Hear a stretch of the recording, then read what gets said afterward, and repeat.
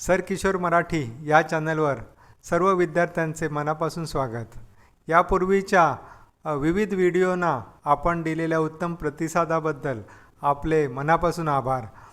यापूर्वी आपण एक परीक्षेची भीती, परीक्षेचा तणाव याच्यावर एक व्हिडिओ केला होता आणि या भीतीचं स्वरूप पाहता यावर आणखी एक व्हिडिओ करावा असं वाटलं आणि याच्यावर मार्गदर्शन करण्यासाठी एका तज्ज्ञ व्यक्तीला आज आपल्या चॅनलवर बोलवलेलं आहेत. आज आपण पाहुणे म्हणून आपल्याकडे आलेले आहेत वर्षा मॅडम. त्या गेली 33 वर्ष मानसशास्त्र हा विषय ज्युनियर कॉलेजला शिकवत आहेत आणि गेली 10 वर्ष त्या मानसोपचार तज्ज्ञ म्हणून सुद्धा काम करत आहेत. तर त्यांचं आपल्या चॅनलवर मनापासून स्वागत. नमस्कार मॅडम. तर आपण पहिला प्रश्न असा विचारतो आहे की विद्यार्थ्यांना परीक्षेची भीती वाटण्याचं कारण काय असेल? धन्यवाद सर. परीक्षेची भीती असते, खरं तर मुलांना माहिती असतं की परीक्षा होणार आहे, पण भीती असण्याचं कारण म्हणजे की एकतर अपुरी तयारी. कारण मुलांनी पूर्णपणे जर का त्यांना जो काही पोर्शन आहे त्याचा जर अभ्यास नाही केला, त्या दृष्टीने तयारी नाही केली तर त्यांना नक्कीच त्याची भीती वाटू शकते. दुसरी गोष्ट म्हणजे काही वेळेला मुलं अभ्यास करतात पण त्यांच्यामध्ये आत्मविश्वासाचा अभाव असतो, त्यामुळे सुद्धा भीती वाटू शकते. कधीकधी काय असतं, मुलं अभ्यास करतात, आत्मविश्वास असतो, पण तो चुकीच्या पद्धतीने जर का त्यांनी अभ्यास केला तरीही त्यांना भीती वाटू शकते. आणि आणखीन एक कारण असतं ते म्हणजे पालकांच्या अपेक्षांचं दडपण. कधीकधी असं होतं, अरे तू इतकेच मार्क मिळव, 90% वरच मिळव, अमुकच मिळव, असंही होऊ शकतं. तर ह्या सगळ्या गोष्टींपैकी कुठलंही कारण त्या मुलांच्या बाबतीत असू शकतं परीक्षेची भीती वाटण्यासाठी. छान उत्तर दिलं, थँक्यू मॅडम. आता या भीतीचा विद्यार्थ्यांच्या शारीरिक आणि मानसिक स्थितीवर काही परिणाम होत असेल का, आणि जर होत असेल तर तो काय परिणाम होतो?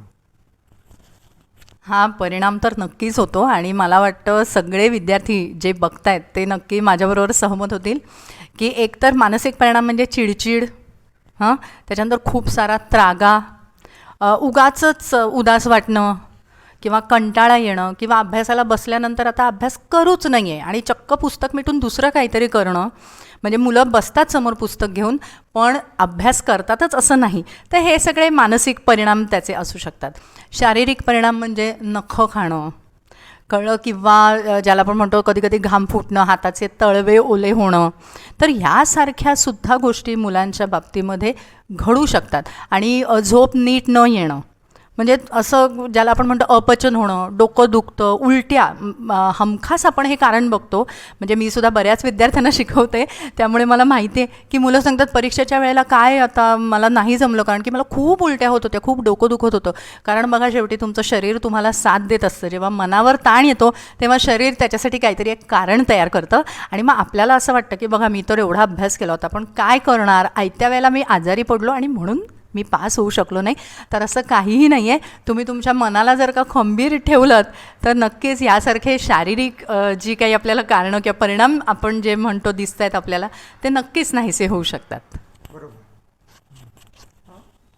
मॅडमने आता आपल्याला सांगितले काय काय परिणाम होतात, तेही आपण ऐकलेत. आता मॅडम यावर काही उपाय आहेत का ज्यामुळे आपण ही भीती पूर्णपणे नाही गेली तरी कमी करू शकतो, ज्यामुळे विद्यार्थ्यांना त्यांचं अभ्यास करणं सोपं जाईल? नक्कीच आहेत आणि तुम्ही हे वापरू शकता. पहिली गोष्ट म्हणजे हे मनाशी एक गोल सेट करा की मला काय नेमकं करायचं आहे माझ्या कुवतीनुसार. मला पास व्हायचं आहे, हे पहिला टप्पा असू शकतो. दुसरा टप्पा मला 60च्या वर समजा मिळवायचे आहेत किंवा 80च्या वर मिळवायचे आहेत. एकदा तुमचं ध्येय निश्चित झालं की त्या दृष्टीने मग तुम्ही वाटचाल करायला तयार होता. दुसरी गोष्ट तुमचं ॲक्शन प्लॅन तयार पाहिजे. आपण असं नुसतंच विचार करून चालणार नाही की मला हे करायचं आहे, पण ते कसं करायचं आहे. म्हणजे तुमची आई जेव्हा स्वयंपाकघरामध्ये काम करते तेव्हा ती दुसऱ्या दिवशीच्या स्वयंपाकाचं नियोजन आधीच करत असते आणि म्हणून तुम्हाला सकाळी छान जेवण मिळतं.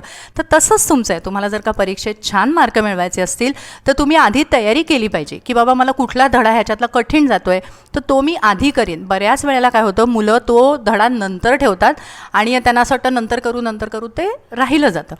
तर ते त्यांनी करायला हवं. आणि तिसरी गोष्ट म्हणजे ज्याला आपण SQ3R मेथड म्हणतो, सर्व्हे, की जेव्हा तुम्ही एखादा धडा कराल तर आधी जाणून घ्या की त्या धड्यामध्ये नेमक्या कोणत्या गोष्टी आहेत. दुसरी गोष्ट क्यू म्हणजे क्वेश्चन्स. वाचताना तुम्ही तुमच्या मनामध्ये प्रश्न आले पाहिजेत की अच्छा हा मी धडा वाचतोय तर ह्याच्यावरती हे प्रश्न येऊ शकतात. आणि 3R जे अतिशय महत्त्वाचे आहेत ते म्हणजे read, recite and review. Read, आपण बऱ्याच वेळा मुलं डायरेक्ट क्वेश्चन आन्सर्सला जातात आणि मग आपण ज्याला म्हणतो त्या धड्याचा जो गाभा आहे, अगदी कुठलाही तुमचं सायन्स असू दे, मॅथ्स असू दे किंवा इतर कुठलाही विषय असू दे, तर तो गाभा तुम्हाला समजत नाही आणि मग पेपरमध्ये एखादा वेगळ्या धाटणीने प्रश्न आला तर तो लिहायला तुम्हाला प्रॉब्लेम येऊ शकतो.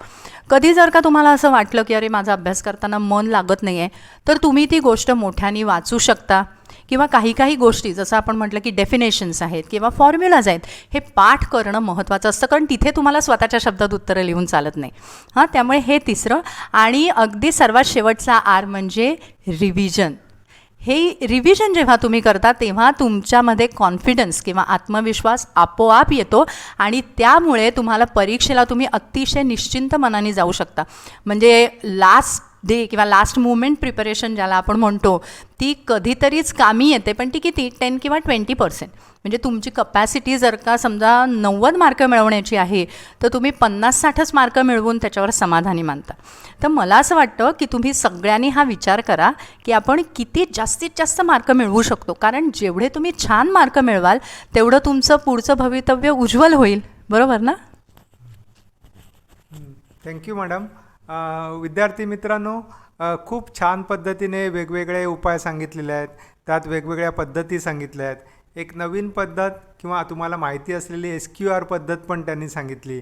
या सर्व पद्धतींचा आपण वापर करा आणि निर्धोकपणे, प्रसन्न मनाने, आनंदी मनाने, उत्साहाने या परीक्षेला सामोरे जा आणि उत्तम मार्काने पास व्हा.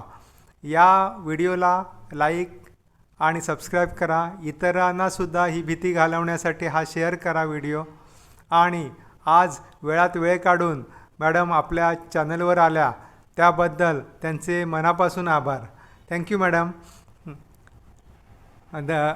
यापुढील व्हिडिओ घेऊन लवकरच येऊ. तुमचे जर काही प्रश्न असतील त्या प्रश्नांबद्दलसुद्धा कॉमेंट बॉक्समध्ये टाका. तुमचे प्रश्न टाका. वेगवेगळ्या प्रकारचे आणखी काही हवं असेल तर त्याच्यावरसुद्धा नवीन व्हिडिओ घेऊन येता येतील. नवीन व्हिडिओमध्ये भेटूयाच. तोपर्यंत धन्यवाद.